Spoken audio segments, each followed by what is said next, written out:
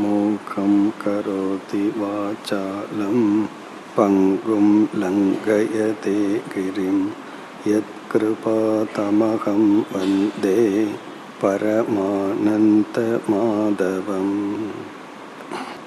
இந்த அத்தியாயத்தின் துவக்கத்தில்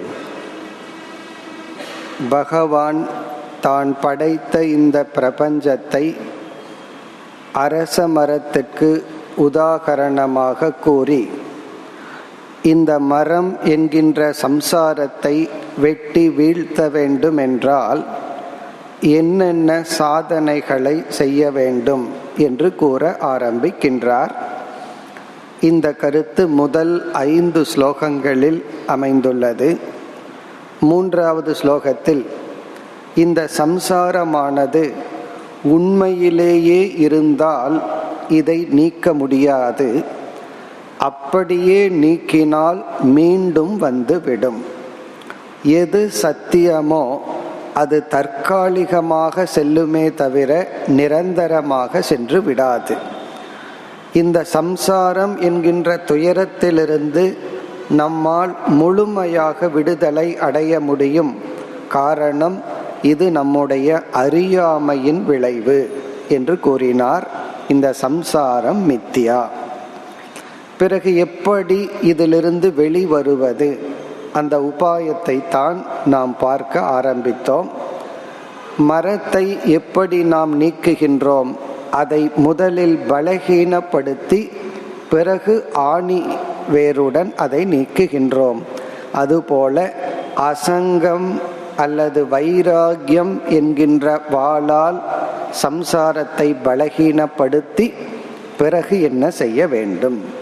வைராகியத்தை பற்றி நேற்று பார்த்தோம். அந்த வைராகியத்திற்கு பிறகு என்ன செய்ய வேண்டும்? ததக பதம் தத் பரிமார்கிதவ்யம். அனித்தியத்திலிருந்து மனதை எடுத்ததற்கு பிறகு நித்தியத்தை நோக்கி, நிலையானதை நோக்கி நாம் செல்ல வேண்டும். இதைத்தான் முமுக்ஷுத்துவம் என்று பார்த்தோம். முமுக்ஷுத்துவம் என்றால் உண்மையை நாடி செல்லுதல், மோட்சத்தை அடைய வேண்டும் என்ற ஆசையை உறுதியாக்குதல், திருடமாக்குதல். மனதில் எவ்வளவு ஆசைகள் வேண்டுமானாலும் வந்து போகலாம். ஆனால் எந்த ஆசை, இச்சையானது உறுதி பெறுகிறதோ அதுதான் செயலாக வடிவெடுக்கும். அவ்விதம் நம்முடைய இச்சையை, விருப்பத்தை உறுதி செய்ய வேண்டும் என்று கூறினார்.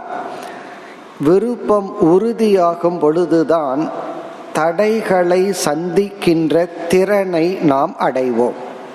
நம்ம எந்த ஒரு காரியத்தை எடுத்தாலும் தடைகள் கண்டிப்பாக முன் நிற்கும். அதை சந்திக்கின்ற திறன் எப்பொழுது வரும் என்றால் இந்த இச்சைதான் அந்த திறனை கொடுக்கின்றது. எந்த விக்னங்கள் வந்தாலும் அதை நீக்க ஆசைதான் காரணம். ஆகவே தது பரிமார்கிதவ்யம் யஸ்மின் கதா ந நிவர்த்தந்தி பூயக. நீ அடைய வேண்டிய இலக்கு என்னவென்றால், எதை அடைந்தால் மீண்டும் அதிலிருந்து நீ வீழ்ந்து விட மாட்டாயோ. பிறகு யத பிரவிருத்தி பிரசுரிதா புராணி. எந்த இறைவனிடமிருந்து தொன்று தொட்டு இந்த உலகம் தோன்றிக் கொண்டு மறைந்து கொண்டிருக்கின்றதோ அந்த இலக்கை நீ நாட வேண்டும். இதுவரை நாம் நேற்றைய தினம் பார்த்தோம். இனி ஒரு சாதனை உள்ளது, அதை பார்க்க வேண்டும். சாத்யம் புருஷம் பிரபத்யே. 2வது வரியில் முதல் பகுதி தமேவ சாத்யம் புருஷம் பிரபத்யே. இப்ப இந்த பகுதியில் பக்தி அல்லது சரணாகதியை பகவான் ஒரு சாதனையாக குறிப்பிடுகின்றார். இது சிஷ்யனுடைய மனதில் வருகின்ற ஒரு எண்ணமாக இங்க பகவான் பிரசன்ட் பண்றார். பிரபத்யே என்றால் நான் சரணடைகின்றேன், நான் அன்பு செலுத்துகின்றேன் அல்லது சரணடைகின்றேன். பிரபத்யே யாரை? தம் ஏவ, அந்த ஆத்யம், அந்த முழு முதல் இறைவனை புருஷம் என்றால் அந்த இறைவனை நான் சரணடைகின்றேன். இப்ப இந்த இடத்துல பகவான் முமுட்சுத்துவத்தை தொடர்ந்து அறிமுகப்படுத்துகின்ற சாதனை பக்தி அல்லது சரணாகதி. கீதையே சர்வ தர்மான் பரித்யஜ்ய என்ற ஒரு தியாகத்திலும் சரணத்திலும் தான் நிறைவு செய்ய இருக்கின்றார். நம்ம ஏற்கனவே 7, 8, 9 போன்ற அத்தியாயங்களில் பக்தி சரணாகதி இதை பற்றி எல்லாம் சிந்தித்துள்ளோம். இங்கு சுருக்கமாக ஞாபகப்படுத்தி கொள்ளலாம். பலத்தை பற்றி சாஸ்திரம் கூறும் பொழுது பலவிதமான பலம் நமக்கு கிடைக்கும். ஒரு விதமான பலத்தை அகங்கார பலம் என்று சொல்வார்கள். அகங்கார பலம் என்று சொன்னால் நம்மீது உள்ள நமக்கு நம்பிக்கை, நம்முடைய பணத்தின் மீது நமக்கு இருக்கின்ற நம்பிக்கை, நாம் வளர்த்தியுள்ள மனிதர்கள் உறவுகள் மீது நமக்கு இருக்கின்ற நம்பிக்கை. இந்த நம்பிக்கை ரொம்ப முக்கியம்.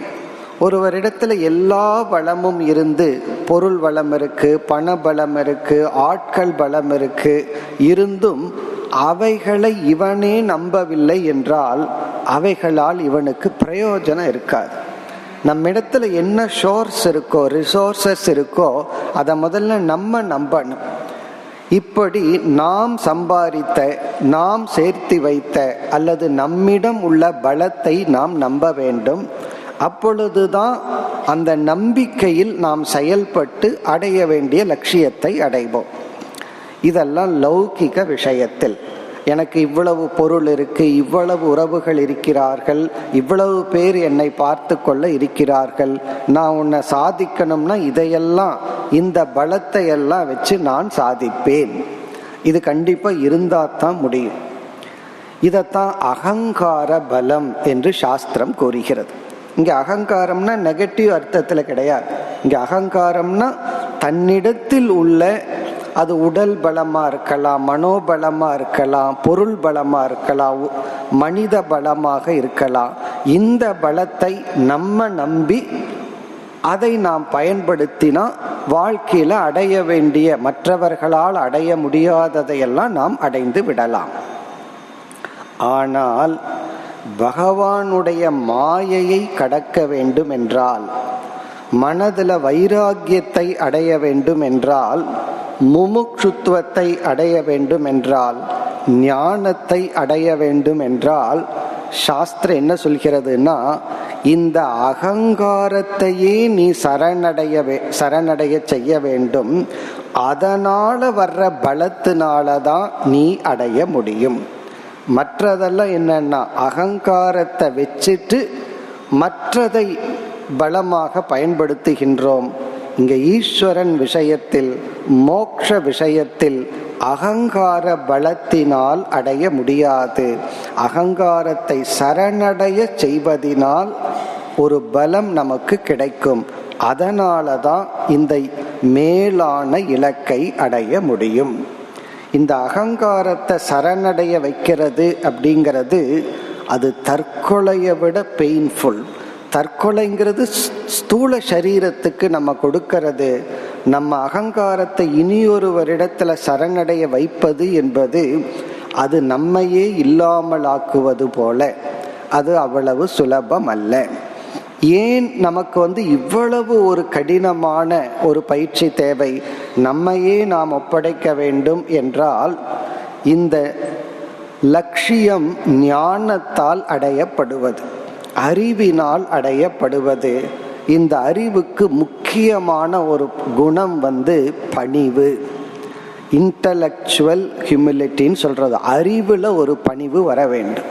எனக்கே எல்லாம் தெரியும், யாருடைய உதவியும் சகாயமும் இல்லாமல் நானே அடைந்து விடுவேன் என்கின்ற இந்த இருமாப்பு இருக்கும் வரை நாம் சாஸ்திரத்திடம் சரணடைய முடியாது.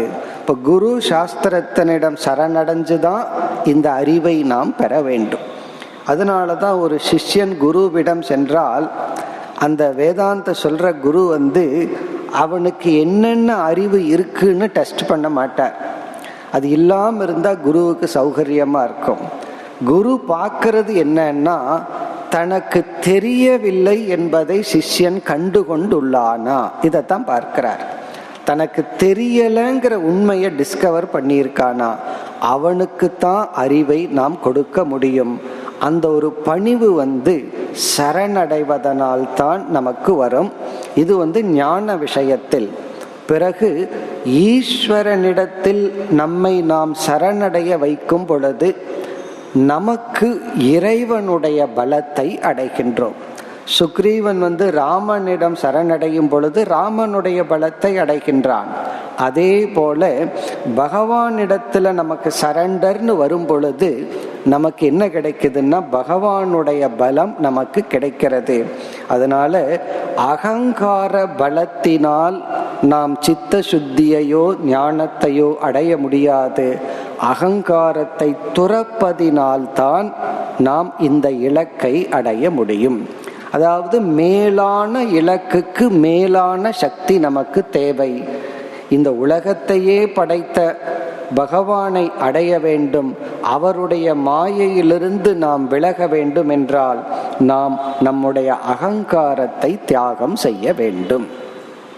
நம்மையே நம்ம விட்டு கொடுக்கிறதுங்கிறது அவ்வளவு சுலபம் அல்ல. நம்மை நாம் சரணடைகிறோம்னா என்ன அர்த்தம்? எதெல்லாம் என்னுடைய பலமாக நினைத்து வந்தேனோ அதெல்லாம் ஈஸ்வரன் உடையது. இந்த உடல்ல இருக்கிற பலம், நான் செய்த தவம், என்னிடம் இருக்கின்ற அனைத்தும் என்னை சார்ந்ததல்ல அப்படின்னு அந்த ஈகோ டிஸ்க்ளைம் பண்ணணும். இது என்னுடையது அல்ல, அது ஈஸ்வரனுடையது என்று நம்மை நாம் சரணடைய வைப்பதன் மூலமாக ஒரு பலம் நமக்கு கிடைக்கும்.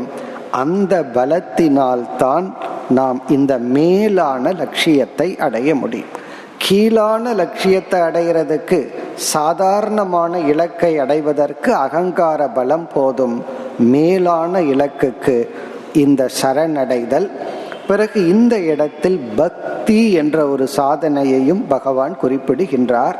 இப்ப சரணடைய வேண்டும் என்றால், இந்த சரண்டர்ங்கிறது சாதாரணமா ஒரு பலகீனத்தின் வெளிப்பாடா தெரியும். ஒருத்தர் என்ன இடத்துல சரணடைன்னு சொன்னா நமக்கு ஸ்ட்ரென்த் இல்லாம சரணடைகிறோம். நம்ம கிட்ட சக்தி இருந்தா எதுக்கு சரணடைகின்றோம் அப்படி தோன்றும். ஆனால் இது அப்படிப்பட்டதல்ல. சரணடைதல் என்பது அறிவினுடைய விளைவு. அதாவது ஒரு டிஸ்கவரி பண்றோம், ஒன்றை உணர்ந்து கொள்கின்றோம். இது அனைத்தும் நான் சம்பாதித்ததல்ல, என்னுடையதல்லன்னு சொல்லி இந்த அகங்காரம் தன்னை ஈஸ்வரனிடத்தில் ஒப்படைத்தல். சில சாதனைகள் எல்லாம் பக்தி இருந்தா தான் செய்ய முடியும். இந்த விரதம் இருக்கிறதுன்னு இருக்கு, சும்மா இன்னைக்கு சாப்பிடாம இருக்கலான்னு அதெல்லாம் இருக்க முடியாது. ஒரு பகவான இஷ்ட தேவதையின் மீது பக்தி இருந்தால், இப்ப சஷ்டி விரதம் இருக்கிறேன்னு சொல்லி அந்த காலகட்டத்தில் முருகன் மீது ஒரு பக்தி இருந்தால் அந்த 6 நாளோ 7 நாளோ நம்மால சாப்பிடாமையே இருக்க முடியும். அதெல்லாம் மற்ற நாளெல்லாம் நம்மால் இருக்க முடியாது. காரணம் என்ன? பக்தி தான் அந்த தியாகத்திற்கான சக்தியை கொடுக்கின்றது. அந்த இஷ்ட தேவதையின் மீது நமக்கு பக்தி இருந்தா தான் நம்மால சாக்ரிஃபைஸ் பண்ண முடியும், தியாகம் பண்ண முடியும். திடீர்னு ஒரு 15 கிலோமீட்டர் நடங்கன்னா நம்மால நடக்க முடியாது. பக்தி இருந்தா கிரிவலம் வர்ற, இந்த யாகம் பண்ற, இந்த தியாகம் செய்கின்றேன்னு சொல்லி இந்த கஷ்டம் அல்லது தியாகம், இதற்கெல்லாம் பக்தி தான் மூலம். ஆகவே ஒரு சாதகன் சம்சார விருட்சத்தை வெட்டி வீழ்த்த வேண்டும் என்றால் அவன் பக்தி தேவை, சரணடைய வேண்டும். இது ஒரு சிஷ்யன் தனக்குள்ளேயே சொல்லிக்கிற மாதிரி பகவான் அமைத்துள்ளார். இந்த மாதிரி ஒரு சிஷ்யன் அல்லது ஒரு சாதகன் உணர வேண்டும், நினைக்க வேண்டும். இப்ப இந்த வார்த்தைக்கு சப்ஜெக்ட் அகம், நான். அகம் பிரபத்யே, நான் சரணடைகின்றேன். ஆத்யம் புருஷம், அந்த புருஷனை. இப்ப சரணடைதல் அப்படின்னா என்ன?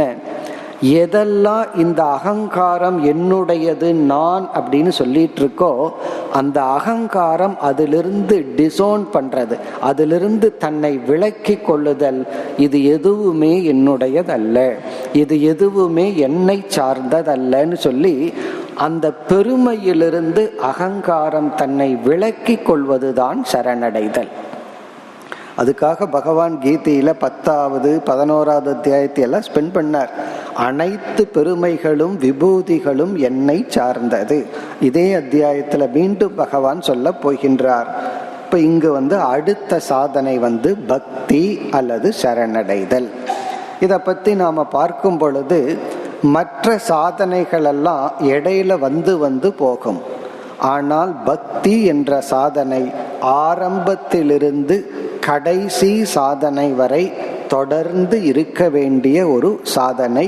இந்த பக்தியை மட்டும் நாம் விட்டுவிடக் கூடாது. அந்த பக்தி தான் நமக்கு தவம் செய்யும் சக்தியை கொடுக்கும், அகங்காரத்தை நீக்கும். சில தவங்கள் எல்லாம் பக்தி இல்லாமல் செய்தால் அசுரர்களுடைய தவங்களாக மாறிவிடும். அசுரர்களும் தவம் செய்தார்கள், அங்க பக்தி இல்லை. ஆகவே அந்த தவத்தை எல்லாம் நான் செய்தேன் அப்படிங்கிற கர்வம் வந்தது. ஒவ்வொரு தவமும் ஒவ்வொரு கர்வத்தை ராட்சசர்களுக்கும் அசுரர்களுக்கும் கொடுத்தது. காரணம் என்னன்னா, பக்தி இல்லாத தவம் நம்மை அழித்து விடும், அகங்காரத்தை பெருக்கிவிடும், அகங்காரத்தை அதிகப்படுத்திவிடும். இந்த ஈகோவை சரண்டர் பண்ணணும்னா பகவான் மீது நமக்கு பக்தி தேவை. அந்த பக்தி தான் சாஸ்திரத்தின் மீது, குரு மீதெல்லாம் எக்ஸ்டென்ஷன் ஆகும். ஆகவேதான் இந்த ஸ்லோகத்தில் பகவான் பக்தியையும் முமுட்சுத்துவத்தையும் சாதனையாக கூறினார். இனி இந்த சம்சார வர்ணனை கருத்தை அடுத்த ஸ்லோகத்தில் பகவான் நிறைவு செய்ய போகின்றார். இந்த 5வது ஸ்லோகத்தில் பகவான் மேலும் சில சாதனைகளை கூறி, இப்படிப்பட்ட சாதனையில் ஈடுபடுகின்ற சாதகன் இப்படிப்பட்ட பலனை அடைகின்றான். இப்ப இந்த 5வது ஸ்லோகத்திலும் சில அழகான முக்கியமான சாதனைகள் வருகின்றது. நிர்மாண மோகா ஜித சங்க தோஷாகா அத்யாத்ம நித்யா வினிவிருத்த காமாகா துவந்த்வைர் விமுக்தா சுகதுக்க சம்ஞைஹி கச்சந்தி அமூடாகா பதம் அவ்யயம் தது. இதுவும் மிக ஒரு அழகான ஸ்லோகம். இப்ப இந்த ஸ்லோகத்தில் சம்சாரம் என்கின்ற துயரத்தை அல்லது கடக்க வேண்டிய ஒன்றை 2வது சாதனை என்ன அதை குறிப்பிடுகின்றார். நம்ம 2 ஸ்டேஜ்னு சொன்னோம். முதல் ஸ்டேஜில் சம்சாரத்தை பலகீனப்படுத்துதல், 2வது ஸ்டேஜில் அடியோடு எடுத்தல். அந்த 2வது ஸ்டேஜான சாதனையையும் இங்கு குறிப்பிட்டு மற்ற சில சாதனைகளை குறிப்பிட்டு, இந்த சாதனைகளில் ஒரு சாதகன் தன்னை ஈடுபடுத்தி கொண்டவன் இப்படிப்பட்ட இலக்கை அடைகின்றான். இந்த ஸ்லோகத்தில் 5 சாதனைகளை பகவான் குறிப்பிடுகின்றார். இந்த 5 சாதனைக்குள் தன்னை ஈடுபடுத்தியவன் இப்படிப்பட்ட இறுதி பலனை அடைகின்றான். கடைசியில பலன் கச்சந்தி அமூடாகா பதம் அவ்யயம் தது. அவ்யயம் என்றால் அழியாத, தத் பதம் அந்த மோக்ஷம் என்கின்ற இலக்கை கச்சந்தி அடைகின்றார்கள். இப்ப இதுல சாதனைய சொல்றதுக்கு பதுவா இந்த சாதனையுடன் கூடிய சாதகர்கள் என்று குறிப்பிடுகின்றார். இதுல நம்ம வரிசையாக எடுத்துக்கொள்ள வேண்டும். அதுல முதல் 2 சொற்களை விட்டு 3வது சொல்லை எடுத்துக்கொள்வோம். நிர்மாண மோகா ஜிதசங்க தோஷாகா. அடுத்தது அத்தியாத்ம நித்யாகா. இதை முதலில் எடுத்துக்கொள்வோம். அத்தியாத்ம நித்யாகா என்பது ஞான யோகத்தை குறிக்கின்ற சாதனை. அத்தியாத்ம நித்யாகா. ஒரு சாதகன் செய்கின்ற அனைத்து சாதனைகளையும் வேதாந்த சாஸ்திரம் 2ஆக பிரிக்கின்றது. நம்ம என்னென்ன சாதனையெல்லாம் செய்யறோமோ அது எதுவா இருந்தாலும் மேஜரா 2 கேட்டகரியில பிரிக்கின்றது. ஒரு சாதனை நம்முடைய மனதை தூய்மைப்படுத்துதல் அல்லது மாற்றி அமைத்தல். நம்மளுடைய மனம், திங்கிங், இதையெல்லாம் மாற்றி அமைக்கின்ற சாதனை. மனம் மட்டுமல்ல, உடலையும் இப்போ உடல் நோய்வாய்ப்பட்டிருந்தால் சில ஆசனங்கள் பயிற்சிகள்லாம் செய்யும் பொழுது அந்த சாதனை என்ன பண்ணும்னா இருக்கிறத அப்படியே வச்சிருக்காது, உடலின் அமைப்பு தன்மைகளை மாற்றி அமைக்கும். அதே போல மனதை மாற்றி அமைக்கின்ற சாதனைகளெல்லாம் ஒரு செட். இனி ஒரு சாதனை எதையும் மாற்றுவதில்லை, விஞ்ஞானமய கோஷத்தில் ஒரு அறிவை கொடுக்கும் சாதனை. அதாவது அறிவை கொடுக்குது, அறிவு இருக்கிறதை காட்டி கொடுக்கின்றது. இப்போ ஒரு விதமான சாதனை ஞானத்தை கொடுக்க செய்கின்ற சாதனை, மற்ற சாதனைகள் மனதை உருமாற்ற மாற்றி அமைக்கின்ற சாதனை. இந்த தவம்ங்கிற சொல்லுக்கே மாற்றி அமைத்தல், உருக்குதல் என்று பொருள். இங்க அத்தியாத்ம நித்யாகா என்ற சாதனை ஞான யோகத்தை குறிப்பிடுகின்ற ஒரு சாதனை. நாம் எந்த சாதனை அறிவை அடைவதற்காக செய்கின்றோமோ அந்த சாதனையெல்லாம் அத்தியாத்ம நித்யாகா. இங்க அத்தியாத்மம் என்றால் நம்முடைய உண்மை தன்மை. அத்தியாத்மம்னா நான்கிற சொல்லுக்கான சரியான தன்மை. நித்யாகா என்றால் அந்த தன்மையை புரிந்து கொள்வதில் கமிட்மெண்ட், அதில் நாம் நம்மை ஈடுபடுத்தி கொள்ளுதல். அதாவது நம்மையே நாம் புரிந்து கொள்ள நாம் முழு முயற்சியில் ஈடுபடுதல். நம்ம அதிகமா ஒரு நாள்ல பயன்படுத்துற வார்த்தை நான்கிற சொல்லுதான். அந்த நான்கிற சொல்லுக்கு நம்ம என்ன அறிவை வச்சிருக்கிறோம் அப்படின்னு ஆராய்ச்சி செய்து அதில் சரியான அறிவை அடைதல், அதுதான் அத்தியாத்ம நித்யாகா. இதையும் நம்ம பல கோணங்கள்ல பார்க்கலாம். இங்கு ஒரு கோணத்துல பார்ப்போம். இங்க 3 படிகளாக இந்த சாதனை சாஸ்திரத்தில் கூறப்பட்டுள்ளது. அதாவது ஞான யோகம்ங்கிற சாதனை 3 படிகள். அது ஒரு ஆங்கிள் சிரவண மனன நிதித்தியாசனம்னு பார்ப்போம். இனி ஒரு ஆங்கிள் இந்த 3 படிகள் முதல்ல விவேக. இங்க விவேகம் என்றால் பிரித்து புரிந்து கொள்ளுதல். விவேகம்ங்கிற சொல்லுக்கே பிரித்தல் என்று பொருள். பிரித்தல் சொன்ன உடனே எதிலிருந்து எதை பிரித்தல்? ஏற்கனவே 2 தத்துவங்கள் தெளிவா இருந்தா நம்ம பிரிக்க வேண்டிய அவசியம் கிடையாது. பிறகு பிரித்தல் அப்படின்னு சொல்லும் பொழுது எந்த 2 தத்துவம் ஒன்று போல் தெரிந்து ஆனால் வேறாக இருக்கின்றதோ, 2 டிஃபரண்ட் பிரின்சிபிள், வேறான தத்துவங்கள் ஆனா ஒன்று மாதிரியே தெரிஞ்சாதான் அங்க பிரித்தல்ங்கிற சாதனை தேவைப்படுகிறது. அதுக்கு பெஸ்ட் எக்ஸாம்பிள் நம்ம அரிசி இருக்கு, அதை எடுத்து நம்ம கல் என்ன அரிசி எதுன்னு பிரிக்கிறோம். காரணம் என்னன்னா 2ம் பார்க்கிறதற்கு ஒன்று போல் தெரிகிறது. அப்ப எக்க பிரிக்கிறோம் அப்படின்னா 2 வேறு வேறு தத்துவங்கள், ஆனால் நமக்கு நேரடியாக மேலோட்டமாக பார்த்தால் ஒன்றாகவே தெரியணும். அப்படி ஒன்றின் தர்மம் இனி ஒன்றிலும் இனி ஒன்றின் தர்மம் மற்றொன்றிலும் கலந்திருந்தால் நமக்கு வேறுபடுத்த வேண்டிய சூழ்நிலை விட்டது. அதனால ஞான யோகத்தினுடைய ஃபர்ஸ்ட் ஸ்டேஜ் விவேகம். விவேகம்னா ஆத்ம அனாத்ம விவேகம். எது ஆத்மா, ஆத்மான எது மெய்ப்பொருள், எது அனாத்மா, எது வெறும் தோற்றத்தில் மட்டும் உள்ளது என்று பிரித்தல், அது அத்தியாத்மம். இப்ப பிரித்தல்னா என்ன பண்றோம்? 4 சொல்லுல எது உண்மையான பொருள், எது பொய்யான பொருள். இந்த பொய்யான பொருளை சாஸ்திரம் உடல் என்றும், உண்மையான பொருள் அழியாத ஓர் ஆத்ம தத்துவம் என்று சொல்கின்றது. அதுதான் ஃபர்ஸ்ட் அத்தியாத்ம நித்யாகங்கிறதுல ஃபர்ஸ்ட் ஸ்டேஜ் பிரித்தல் விவேகம். இப்ப 2வது நம்ம நேச்சுரலா பிரிச்சதுக்கு அப்புறம் என்ன பண்றோம்? எது அரிசி இல்லையோ அதை நீக்குகின்றோம். பிரிச்சதுக்கு அப்புறம் அதுக்குள்ளேயே போட்டோம்னா பிரிக்கிறதுனுடைய அர்த்தம் கிடையாது.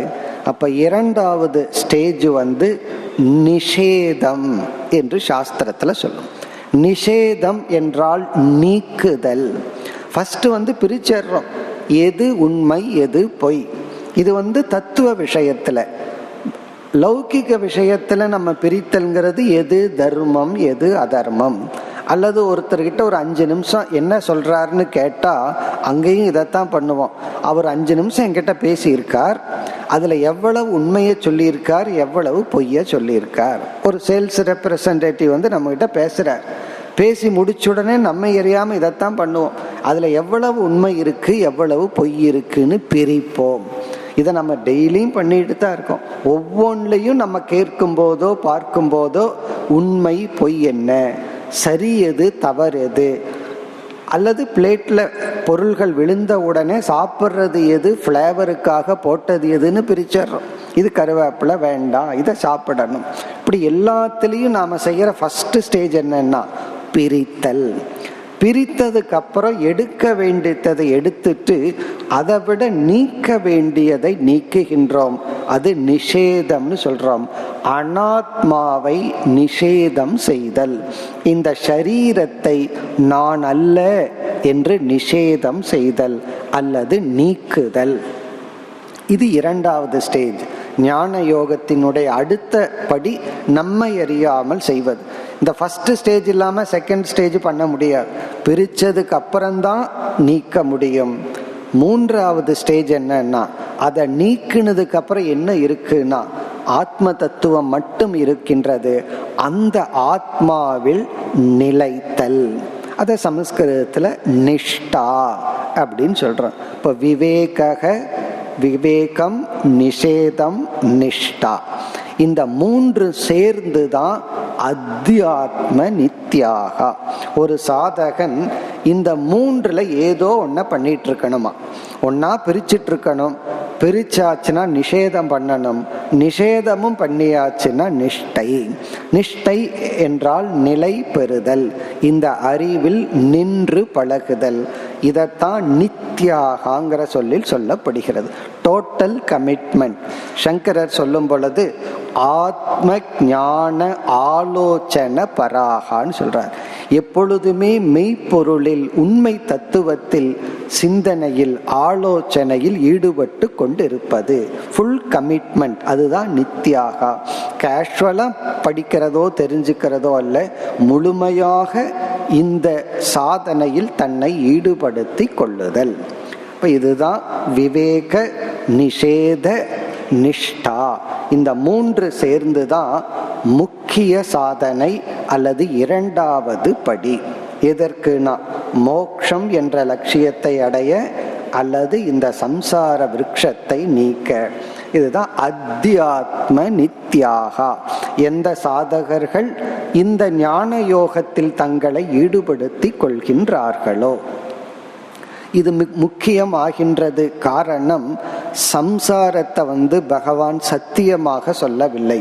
அது சத்தியமாக இருந்திருந்தால் ஏதாவது ஒரு தவம் செய்து அதை அடைந்திருக்க வேண்டும். அதை மித்தியான்னு சொல்லி உள்ளார். பிரமத்தின் விளைவு, அறியாமையின் விளைவுன்னு சொல்லி உள்ளார். அறியாமையின் விளைவாக வந்த துயரத்தை நாம் அறிவினால் தான் நீக்க முடியும். இங்கு அறிவு என்பது இந்த மூன்று படிகளில் உள்ள சாதனை. இனி மற்ற சொற்களுக்கு வருவோம். நிர்மாண மோகாகா. இப்ப இந்த ஸ்டேட் எப்ப வரும்னா இந்த அத்தியாத்ம நித்தியக்கு அப்புறம் இது நமக்கு கிடைக்கும். இதை செஞ்சதற்கு பிறகு நாம் எப்படி இருக்க வேண்டும், ஒரு சாதகன் எவ்வாறு தன்னை நடத்தி கொள்ள வேண்டும் அல்லது இருக்க வேண்டும். நிர்மாண மோகாகா. மானம் மோகம் இந்த இரண்டிலிருந்து விடுபட்டவனாக இருக்க வேண்டும்.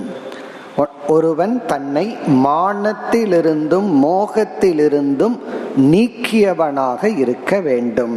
அது எப்படி நீக்குவான்? அத்தியாத்ம நித்யாங்கிற சாதனையின் மூலமாக நிர்மாண மோகத்துவத்தை அவன் அடைய வேண்டும். இந்த மானம்ங்கிற சொல்லுக்கு பல அர்த்தங்கள் இருக்கின்றன. 13வது அத்தியாயத்தில் அமானித்துவம் அப்படின்னு பார்த்தோம். அங்க மானித்துவம் என்றால் கர்வம். நான்கிற ஒரு அகம்பாவம், எனக்குள்ளேயே என்னை உயர்வாக நினைக்கின்ற எண்ணம். ஆத்மனி பூஜ்யத்துவ பாவம்னு பார்த்தோம். தன்னை மற்றவர்களை காட்டிலும் உயர்வாக எண்ணுகின்ற தன்மை. ஆனா இந்த இடத்துல மானம் அப்படிங்கிற சொல்லுக்கு வேறு ஒரு பொருள். இந்த உடலை நான் என்று நினைக்கின்ற அகங்காரம். இந்த மானம் அப்படின்னு சொன்னா இந்த உடல் நான்கிற புத்தி. பிறகு உடலோடு சம்பந்தப்பட்டது என்னுடையது என்கின்ற புத்தி. இப்ப நிர்மானம் என்றால் இந்த சரீரத்தை நான் என்று எண்ணாத ஒரு மனநிலை. இதெல்லாம் ஆழ்ந்த மனதிற்குள் இருக்க வேண்டிய சில மாற்றங்கள். இந்த வேதாந்தத்துல படிச்ச பல கருத்துக்களை எல்லாம் விவகாரத்துல பயன்படுத்தவே கூடாது. விவகாரம்ங்கிறது வேற விதத்துல டீல் பண்ணணும். வேதாந்தத்தில் உள்ள சில கருத்துக்களை ஆழ்ந்த மனசுல வச்சுட்டு அதை அப்படியே கொடுக்க கூடாது, அதை ரிஃபைன் பண்ணி தான் கொடுக்கணும். அதனாலதான் வித்யாரண்யங்கிற ஒரு மகாத்மா பஞ்சதசிங்கிற தன்னுடைய நூல்ல 3 விதமான அகங்காரம்னு சொல்றார். அகங்காரத்தையே 3ஆ பிரிக்கிறார். ஒரு அகங்காரம், அதாவது அஞ்ஞானியினுடைய அகம். இந்த அறியாமையில் இருப்பவர்கள் நான் நான்னு சொல்ற அர்த்தம். அவர்கள் உடலையும் மனதையும் நான் சொல்லி விவகாரம் செய்து கொண்டு இருக்கின்றார்கள். அது ஒரு விதமான அகம். பிறகு ஞானி தனிமையில் இருக்கும் பொழுது ஒரு விதமான அகம். அவன் நிதித்தியாசனத்திலேயோ குகையிலேயோ எந்த மனிதர்களிடத்திலையும் டிரான்சாக்ட் பண்ணாம அவன் தனிமையில் இருக்கும்போது அது ஒரு விதமான அகங்காரம். அந்த அகம் இந்த உடலை பொய்யாக்கி தான் ஆத்மான்னு நினைச்சிட்டு இருக்கிற அகம். 3வது அகம் ஞானி மற்ற அஞ்ஞானிகளுடன் விவகாரம் செய்யும் பொழுது இருக்கின்ற அகங்காரம். அந்த அகங்காரம் என்னன்னா, அஞ்ஞானிய போலவே இந்த உடலை நான்ங்கிற அர்த்தத்துல தான் விவகாரம் பண்ணுவான். ஏன்னா ஒரு அஞ்ஞானி நீங்க எங்கிருந்து வர்றீங்கன்னு கேட்டா, நான் பிரம்மன், நான் எங்கேயும் வரமாட்டேன்னு சொல்ல மாட்டான். காரணம் என்ன? அஞ்ஞானி இந்த உடலைத்தான் கேட்கிறான். அந்த அகங்காரத்தை ரெஃபர் பண்றதுனால அவர்களுக்காக ஞானி பயன்படுத்துகின்ற அகங்காரம். இப்ப ஞானியை பொறுத்த வரைக்கும் அவன் பயன்படுத்துகின்ற அகங்காரம்ங்கிறது மற்றவர்களுக்காக. ஆகவே இந்த சொல்லெல்லாம் கவனமாக புரிந்து கொள்ள வேண்டும். நிர்மாணம் அப்படிங்கிறதுக்கு அகங்காரம் அற்றவன் அப்படின்னு சொன்னா அது அவனுக்குள்ள தெரிகின்ற உண்மை. என்னைக்குமே ஒரு பிரின்சிபல் என்னவென்றால், எனக்கு மட்டும் தெரிந்த உண்மையை வச்சுட்டு உலகத்துல விவகாரம் பண்ணக்கூடாது. உலகத்துக்கு தெரிகிற உண்மையை வச்சுட்டு தான் நம்ம டிரான்சாக்ட் பண்ணணும். எனக்கு மட்டும் தெரிகிற உண்மை எனக்கு மட்டும்தான் இருக்கணும். காரணம் என்ன? அதை மற்றவர்களால் புரிந்து கொள்ள முடியாது. இப்ப நிர்மாணம் என்றால் தன்னுடைய உடலில் அகம் என்ற புத்தியை நீக்கியவனாக இருப்பவன். மோகக என்ற சொல்லுக்கு இந்த இடத்தில் சங்கரர் போன்றவர்களெல்லாம் அவிவேகம் என்று பொருள் சொல்கின்றார்கள். அறியாமை. அறியாமையையும் அறியாமையினுடைய விளைவான அத்தியாசம், இந்த உடலை நான் என்கின்ற எண்ணத்தையும் விட்டவர்களாக. இப்ப மோகன்னு சொன்னா பொதுவா அறியாமையின் விளைவை சொல்லுவோம். மோகம்னு சொன்னா ஒரு பொருளுக்கு எவ்வளவு வேல்யூ கொடுக்கணுமோ அதுக்கு மேல கொடுக்கிறது. ஆனா இங்கு அறியாமை. இப்ப அறியாமையையும் அகங்காரத்தையும் விட்டவர்களாக. எப்படி இவர்கள் இதை விட்டிருக்க முடியும்? அத்தியாத்ம நித்யாகா, ஞான யோகம் என்ற பயிற்சியின் மூலமாக அகங்காரத்தையும் அறியாமையையும் நீக்கியவர்கள். வேற எந்த யோகமும் அகங்காரத்தை நீக்காது, அறியாமையை நீக்காது. மற்ற யோகமெல்லாம் செய்யறதே இந்த அகங்காரம்தான். அகங்காரம்தான் தவம் செய்கிறது, அகங்காரம்தான் அனைத்து சாதனையும் செய்கின்றது. இந்த அகங்காரத்தையே நீக்குவது ஞான யோகம்.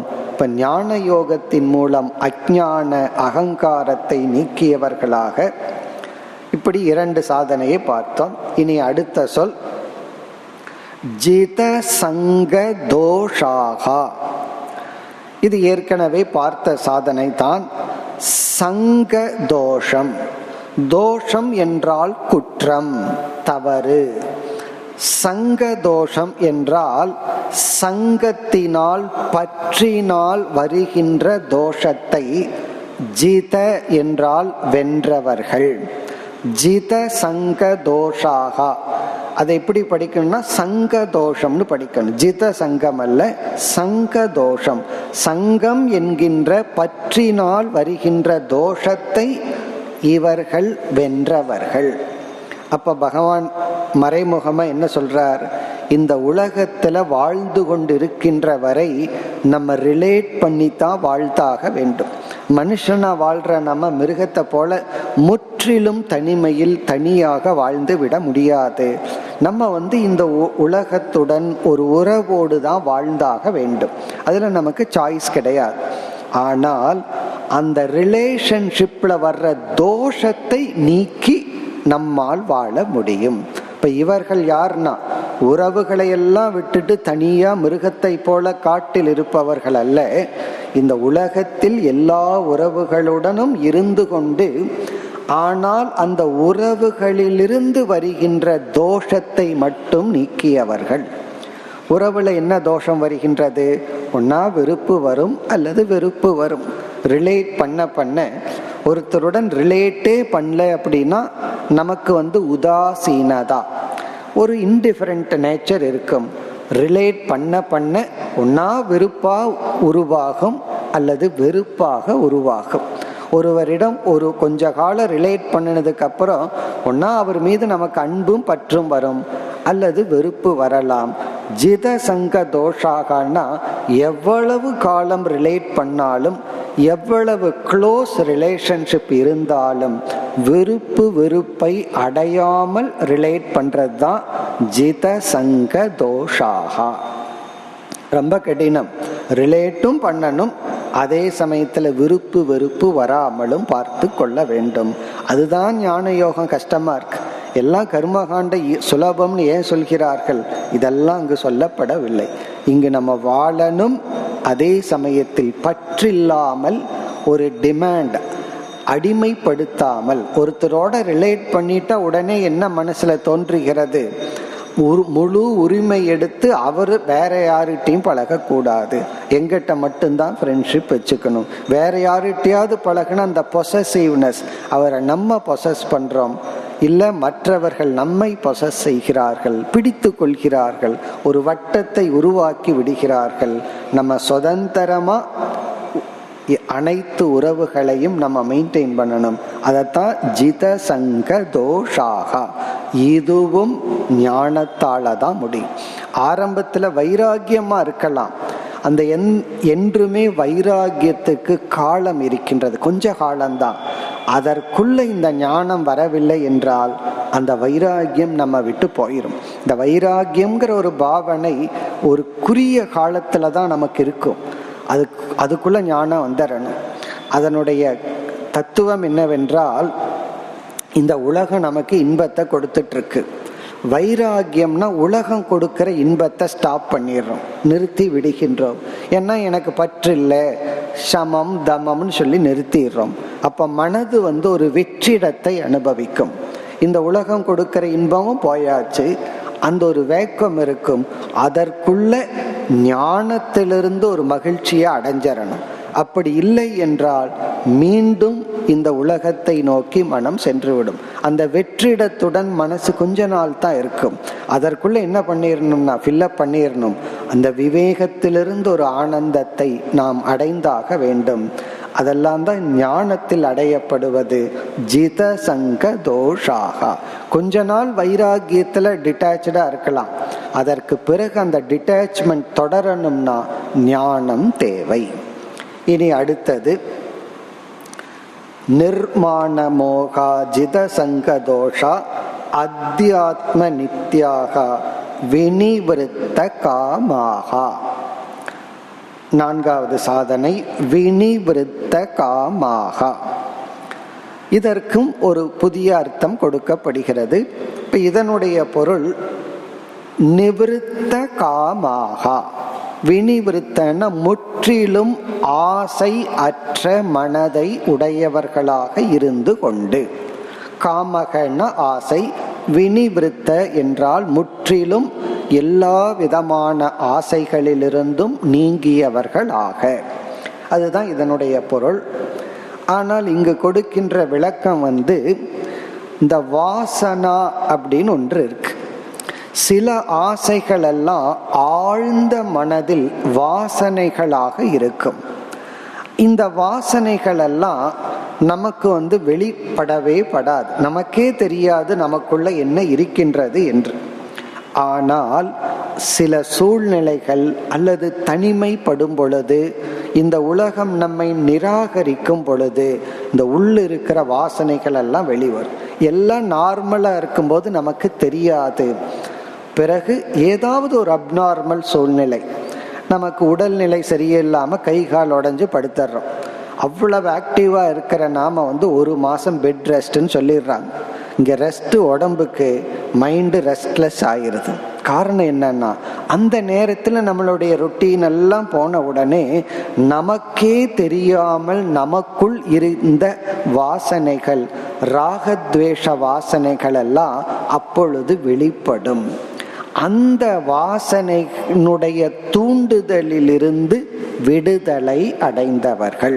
அதுதான் இதனுடைய பொருள். வினிவிருத்த காமாக.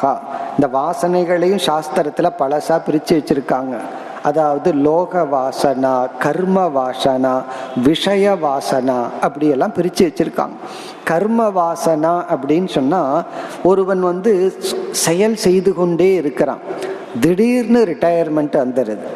அப்போ அவன் எப்பொழுதுமே செயல் செய்து கொண்டே இருக்கிறவனுக்கு திடீர்னு செயலின்மை வந்தா அதை அந்த மனம் ஜீர்ணிக்காது. அதான் கர்ம வாசனைன்னு சொல்றது. உனக்கு எல்லாமே இருக்கு, எல்லா பணம் இருக்கு, எல்லா வசதி இருக்கு, எதுக்கு செயல் பண்ணணும்னா, இந்த செயலினால் இவன் அடைய வேண்டியது ஒன்றுமே கிடையாது. ஆனா செயலே லட்சியமாகி விடுகிறது. ஏதாவது ஒரு ஆக்டிவா இருந்துதான் ஆகணும். ஒர்க்ககாலிக் அப்படின்னு சொல்றோம். ஏதாவது செஞ்சுதான் ஆகணும், சும்மா இருக்க முடியாது. இது கர்ம வாசனா. விஷய வாசனான்னு சொன்னா, தனிமைப்படும் பொழுது நம்ம மனதில் இருக்கிற சில வாசனைகள் எல்லாம் வரும்.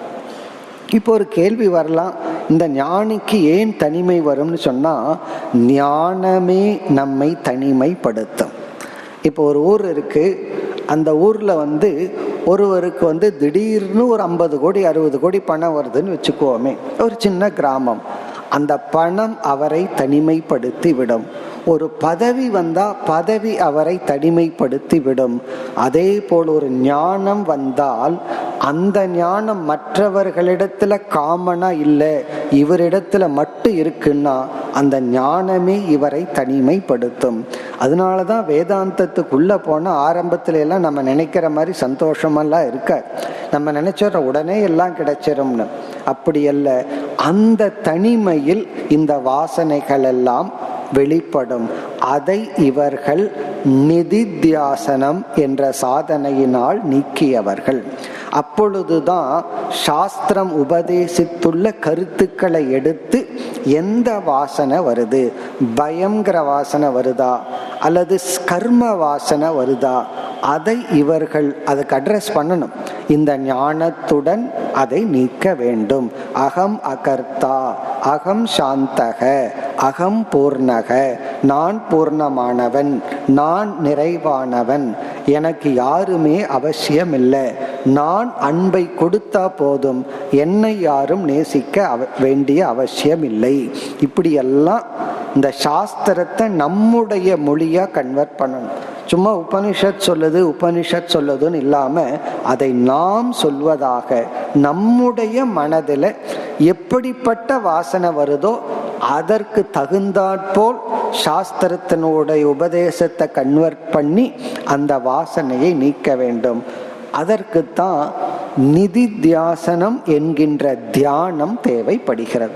இப்ப அந்த தியானத்திலிருந்து வினிவிருத்த காமாகா.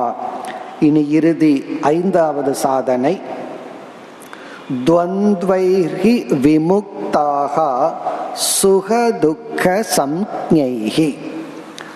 இதுவும் ஒரு முக்கியமான ஞானிக்கு இருக்க வேண்டிய நிலை, அல்லது ஞான நிஷ்டை அடைந்தவனிடம் இருக்க வேண்டிய ஒரு குணம் சமத்துவம். துவந்த்வைஹி வினிர்முக்தாக. துவந்துவம் என்றால் இருமை. கடவுள் இந்த உலகத்தை இருமையுடன் படைத்துள்ளார்.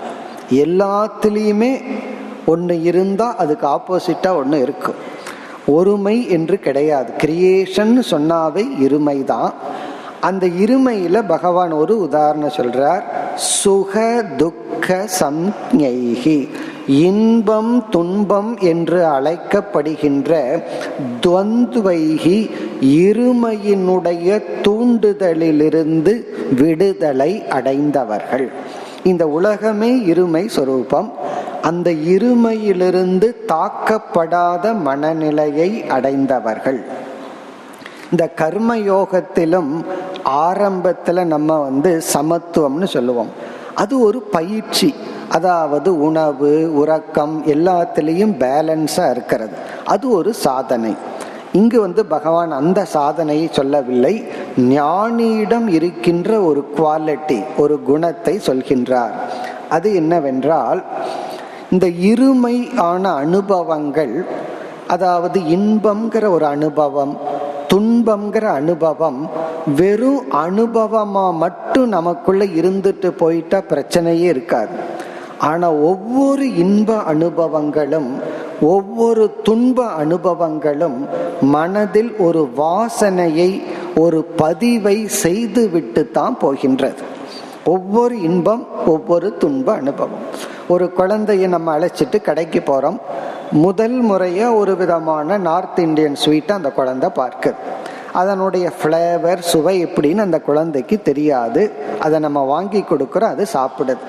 இப்போ அந்த குழந்தைக்கு அது ஒரு இன்பம்ங்கிற அனுபவத்தை கொடுத்துட்டு போகுது. அந்த சுகம்ங்கிற அனுபவம் அதோடு போனாலும் அந்த குழந்தையினுடைய மனதில் ஒரு வாசனையை பதிய வச்சுட்டு போகுது. இந்த பொருள் என்னால் மீண்டும் விரும்பப்படும் பொருள், இது என்னால் நேசிக்கப்படும் பொருள்னு சொல்லி இன்ப அனுபவங்கள் எல்லாம் நமக்கு விருப்பு, நாட வேண்டும் அப்படிங்கிற ஒரு வாசனையை பதிவு செய்கிறது. அதே போல துன்பம்ங்கிற ஒரு அனுபவம் வெறுப்பு, நீக்க வேண்டும்ங்கிற ஒரு பதிவை செய்து விட்டு செல்கிறது. அதனாலதான் இன்பமே ஒருத்தனுக்கு வந்துட்டு இருந்தா அவனுடைய கேரக்டர் ஒரு மாதிரி இருக்கும். துன்பமே ஒருவனுக்கு தொடர்ந்து வந்துட்டு இருந்தா அவனுடைய பர்சனாலிட்டியே ஒரு மாதிரியா இருக்கும். காரணம் என்னன்னா, இந்த இரண்டு அனுபவங்கள் அப்படியே மறைந்து விடுவதில்லை, நம்மை அந்த விதத்தில் உருவாக்கி செல்கிறது.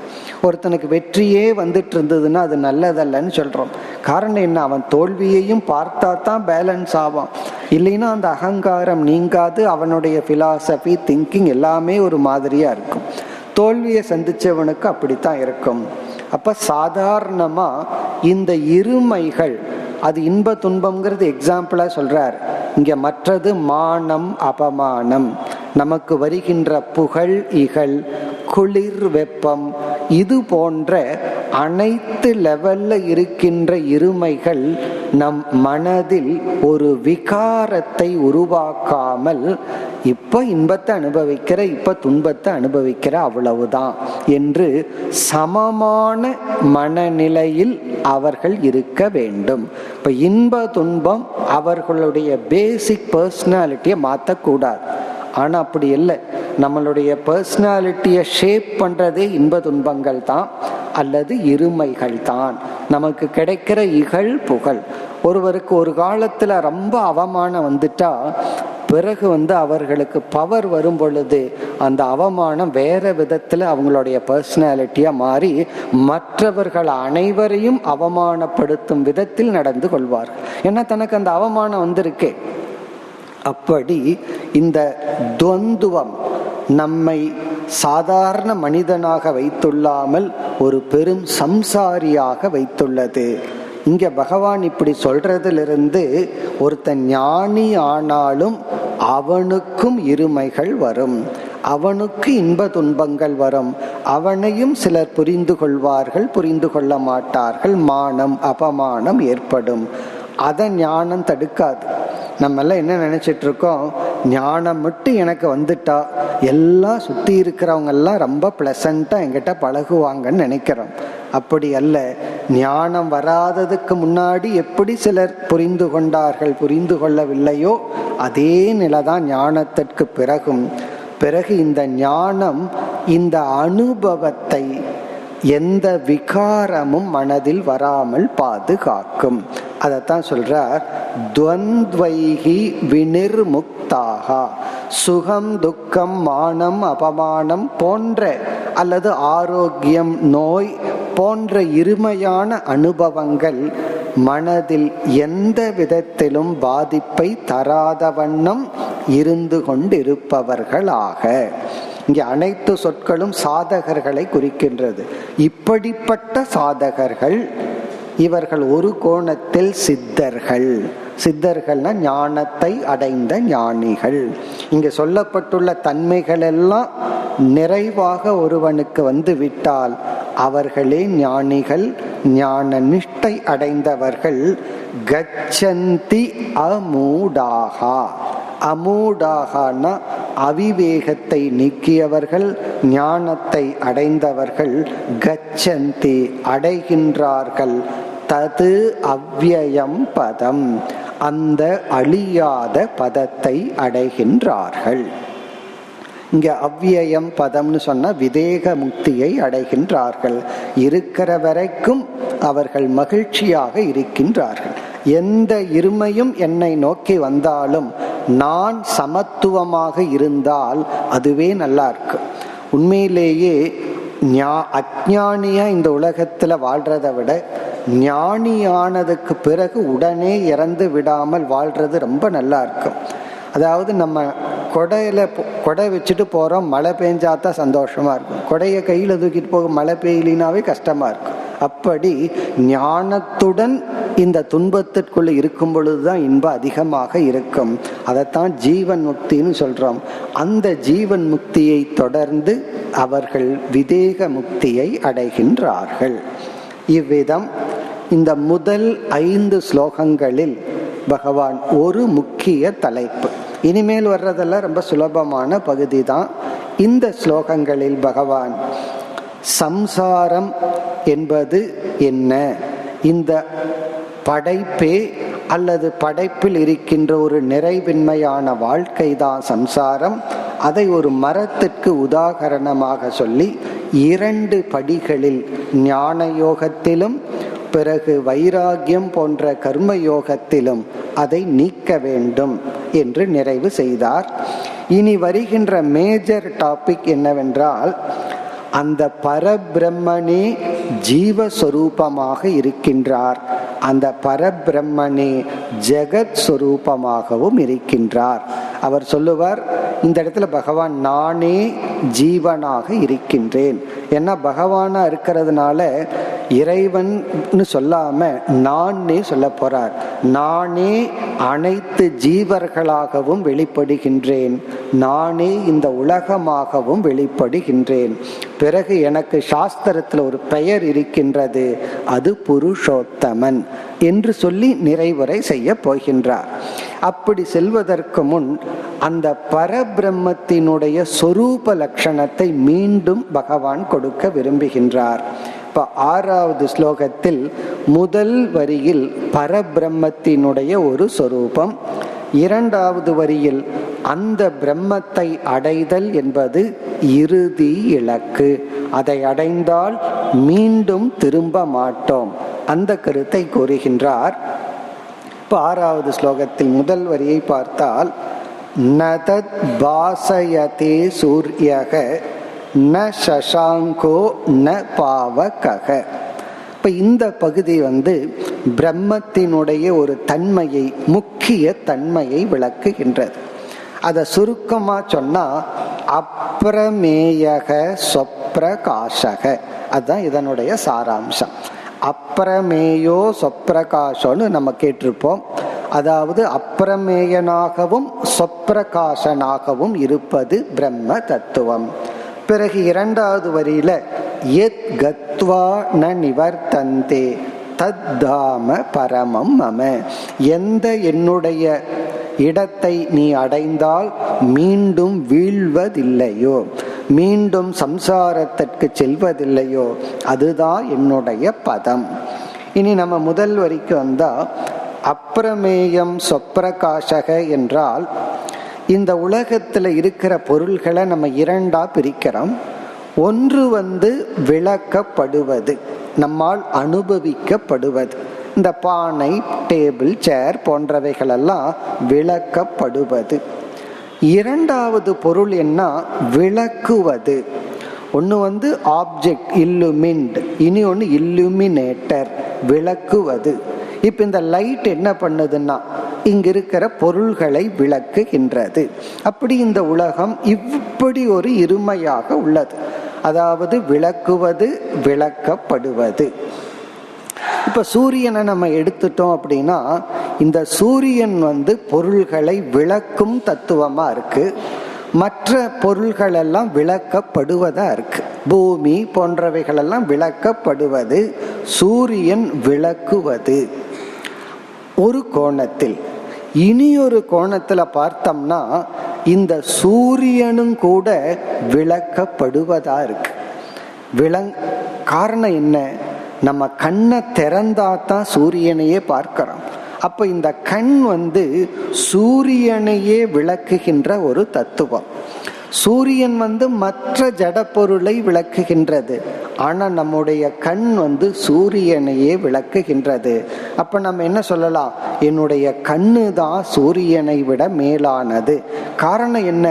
அனைத்தையும் விளக்குகின்ற சூரியனையே என்னுடைய கண்ணு தான் இருக்கா இல்லையான்னு சொல்கின்றது.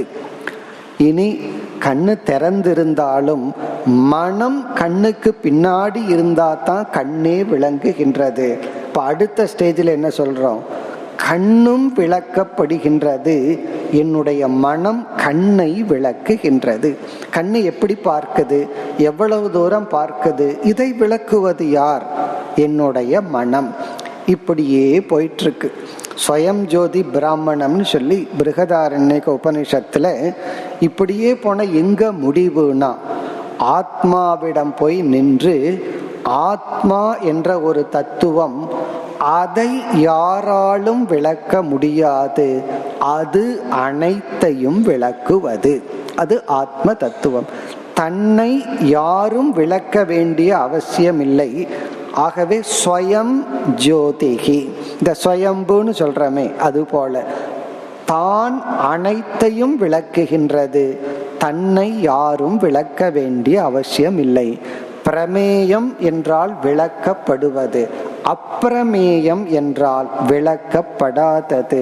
ஸ்வயம் ஜோதிகினா தானே விளங்குவது. இந்த உலகத்துல அப்படி ஒரே ஒரு தத்துவம், பிரம்ம தத்துவம் மட்டும்தான். இப்ப அந்த கருத்தை இந்த ஸ்லோகத்தில் குறிப்பிட்டு இனி அடுத்த ஸ்லோகத்திலிருந்து பகவான் நானே ஜீவஸ்வரூபம், அதற்கு பிறகு நானே ஈஸ்வர ஸ்வரூபம் அல்லது ஜெகத் ஸ்வரூபம், அதை தொடர்ந்து எனக்கு ஜீவனாக ஜெகத்தாக விளங்குகின்ற எனக்கு சாஸ்திரத்தில் புருஷோத்தமன் என்ற ஒரு பெயர் உள்ளது என்று கூறி இந்த அத்தியாயத்தில் மீண்டும் தத்துவ ஞானத்தை கூறி நிறைவு செய்வார். நாளை நாம் தொடர்வோம். ஓம் பூர்ணமத பூர்ணமிதம் பூர்ணாத் பூர்ணமுதச்யதே பூர்ணஸ்ய பூர்ணமாதாய பூர்ணமேவாவசிஷ்யதே. ஓம் சாந்தி சாந்தி சாந்தி.